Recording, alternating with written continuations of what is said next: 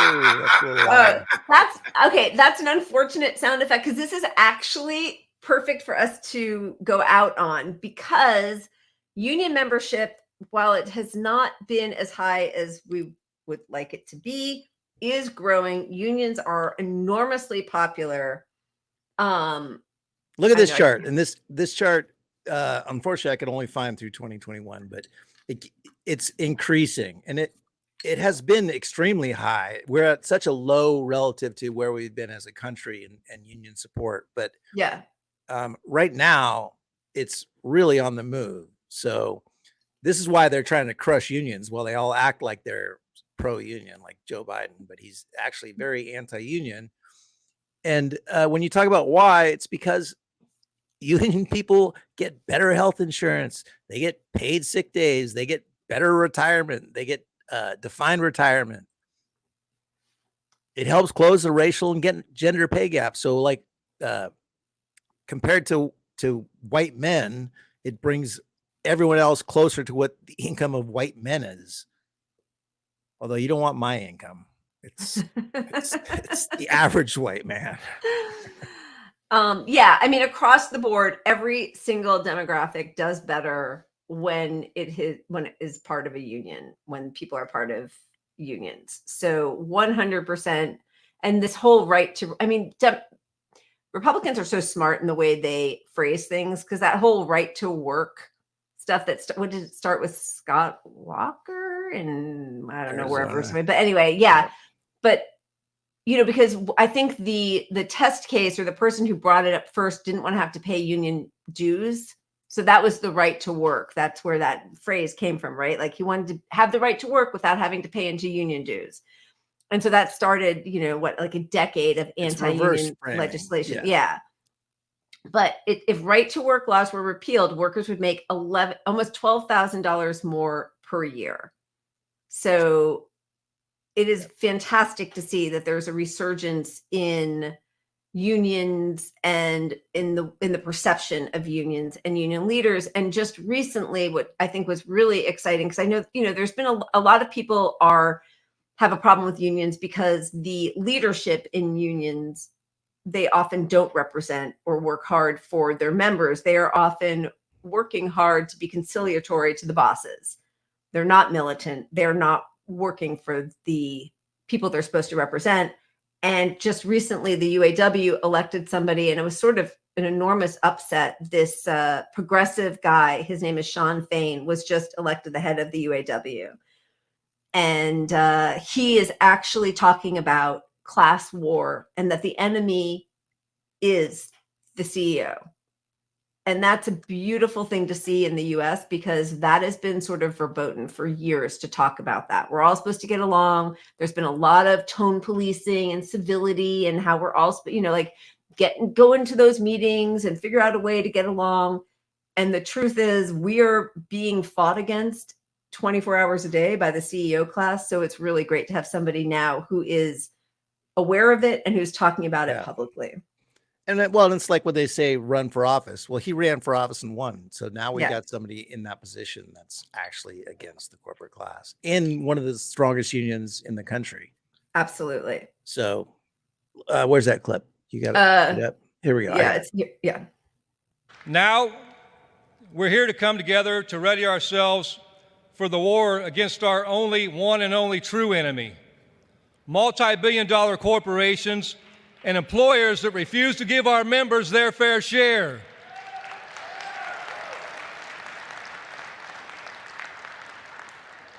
It's a new day in the UAW. You know, we don't hear that kind of, you know, when Bernie would talk about that, and even just recently, he, you know, you said that CEOs were the enemy and, you know, you're against billionaires and millionaires. And I think that kind of talk is now being more widely accepted as we get more people really showing how disgustingly the working class has been treated by the people who benefit off the labor that they exploit.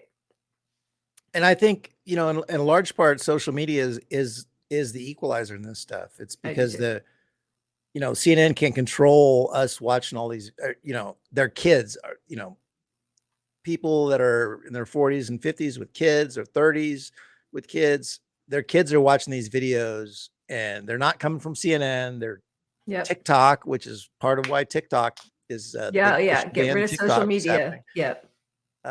But they're seeing all this stuff. So like it's permeating through to everyone's mind that frontline employees are not, they're getting screwed and you Yep. should be nicer to frontline employees. And if you look at the rest of the world is 10 steps ahead of us right now Yeah. in all these protests. Yeah. Because their news is not as biased as ours. I mean, we have one of the most controlled medias on earth. Corporate controlled 100%. We I mean, not as severe as China and some of these other countries, but the idea that it's not similar because the public is so vulnerable to propaganda from the top 4 TV networks that it doesn't matter if you allow some other network that has very low visibility to say whatever they want. If nobody watches them, what does it matter? But so the French are protesting like fucking crazy right now. They cut because they want to electricity off because they're trying to lower the retirement age or raise it. Yeah, I mean raise the retirement age. Yeah, they're like spewing manure all over government buildings. So here's a little bit, and like cutting off the garbage. They're not collecting garbage. I mean, they are all in across so many different spheres of work. They are all coming together, which is pretty exciting to see. And it is infectious, which is why we're not really seeing it on any mainstream media here. Yeah, let's show the French with the garbage. Yeah.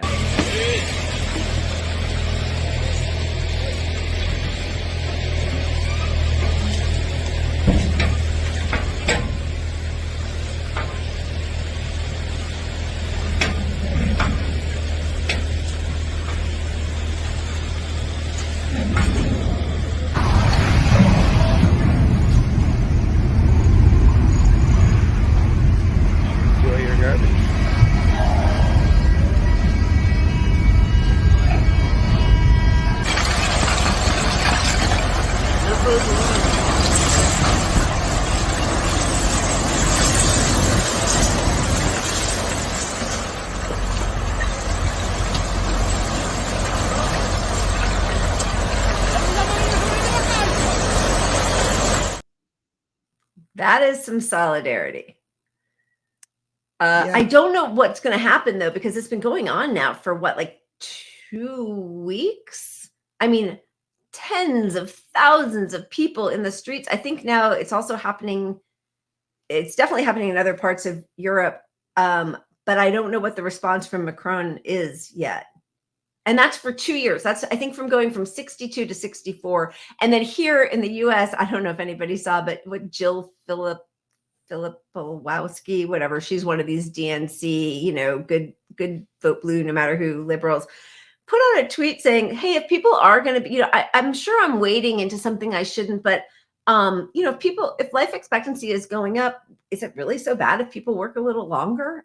Like, way to go. Way to come in and show where your allegiances lie. Yeah, and we know life expectancy is plummeting. Yeah. So are we going to lower that retirement age? It should be 40 now. Yeah. Now that we're all dying at 60, I only have a few years left.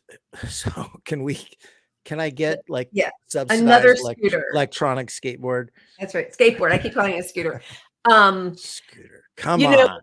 I briefly just saw somebody upset about us putting that Sean Fain on there. I don't know enough about how the election was conducted, so my apologies if it wasn't great. I am not endorsing him 100% on any level. What I am appreciative of, though, is talking about class war and making that commonplace. Because I think as long as anyone thinks that we're all on the same side, nothing's going to change. So I don't know enough about him. I'm not waving a flag for this guy, but I appreciate that somebody's talking about class war who's not just Bernie Sanders. Yeah, amen. I don't know anything about him. That video is literally the first thing I saw about him. So yeah. All right. Do we have anything more we want to talk about? Protests and with strikes are the way to go. Which I is just want to say, why that fucker Joe Biden forced all of those rail workers back on the job, because that could have changed our whole country.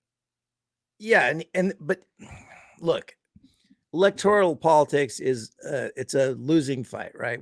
Our energy should be on the strikes and these things that can force things. That's the only, and ballot initiatives. I really believe in ballot initiatives. We have the potential with ballot initiatives to assert whatever the Democrats want in the state. Right. You know, we can get state Medicare for all if we can pass a ballot initiative. They can't really stop us. So that's where we should go. But Biden running, he's always ran as this pro-union guy, and then he breaks the strikes. So if you really think it matters to have a Dem win and not have Trump, you should care a lot about his flip-flopping in all these positions, because it's what got him elected. His fake ass positions of supporting unions. He's not supporting unions. No. He's a literal scab. He forced people back to work, which is like the most un-American thing you can do, is force people not to strike.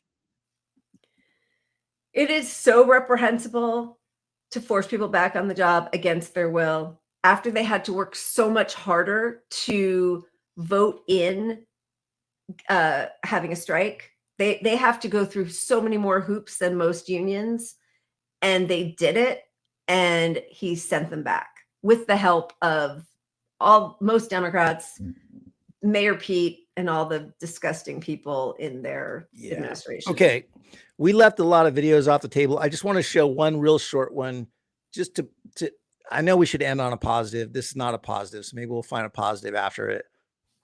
But Biden coming out before he's going to talk about the horrific shooting of children again that happened. This is him speaking with the press right before he gives his speech about the 129th mass gun violence of the year. This is him. My name is Joe Biden. I'm Dr. Joe Biden's husband. And I ate Jenny's ice cream, chocolate chip. I came down because I heard there was chocolate chip ice cream. By the way, I have a whole refrigerator full upstairs. You think I'm kidding? I'm not. Fucking hilarious. Good times. Good times. We got to get rid of that guy. We got to get rid of him. And it can't be Trump, can't be DeSantis, and I don't know who we got, but we got to fight hard. We got nothing. To get rid of him. We got nothing. I mean, what do we got? We got Marianne. We're just going to leave it on that. Just going to leave the crickets for you. So electoral politics is a dead end. So that's what we know. Because get out there and dump garbage on every street possible. Yeah. Just get your shit blowers ready, because I know. I don't know if that was that can't be the ending. That was horrible. He's awful. Tune in next week. Do we have anything good?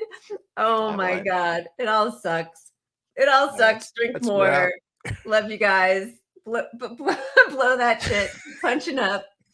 And wait a minute. What? I did make us a graphic. I could put our graphic up. Yeah. Let's see that good graphic. Just end on our graphic. This is not fun. Yeah. Everything is not fine. We need that coffee to have a lot of good stuff in it. I have a coffee mug that says, "This could be wine." Yeah, I'll have to up the graphic with some hard alcohol on the scene. Maybe the plume of smoke for Nay's Garden and the marijuana people. Maybe it should be a plume. Yeah, exactly. All right, folks. Thank you for hanging out with us again. We love you guys. Glad to be back, and keep punching up. That's all we got. Cheers.